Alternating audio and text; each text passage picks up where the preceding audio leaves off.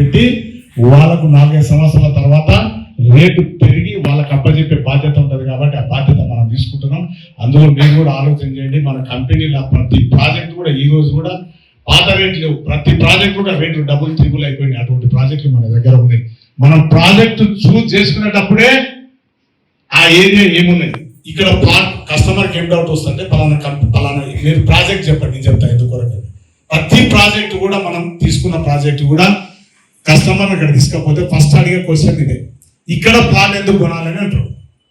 ఇక్కడ ప్లాట్ కొంటే ఏం జరుగుతుంది, ఇల్లు కడతామా, ఇప్పుడు ఏమైనా ఇంత దూరంలో ఇల్లు కడతామా? ఇల్లు కాదు, మనము ఇన్వెస్ట్మెంట్. ఆ ఇన్వెస్ట్మెంట్ ఎందుకొరకు ఇక్కడ పెట్టాలి, మన సిద్ధి వినాయకులు ఎందుకు పెట్టాలి, ఈ ప్రాజెక్టులను ఎందుకు పెట్టాలంటే ప్రతి ప్రాజెక్టు కూడా RRR ని పే చేసుకున్నది ఏదో ఒకటి. షాద్నగర్ లో ఉన్న ప్రాజెక్టులన్నీ RRR లేదా సాఫ్ట్వేర్ కంపెనీలన్నీ ఇప్పుడు షాద్నగర్ వైపు వస్తున్నాయి.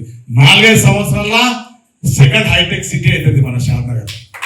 సాఫ్ట్వేర్ కంపెనీలన్నీ కూడా షాద్నగర్ వైపు ఉన్నాయి. ఎయిర్పోర్ట్ నుండి కేవలం 20-30 నిమిషాలనే షాద్నగర్ చేరుకోవచ్చు. ఇప్పుడు 6 వే అవుతుంది. సెజ్ అనే ఉంది, 1000 మంది ఎంప్లాయీస్.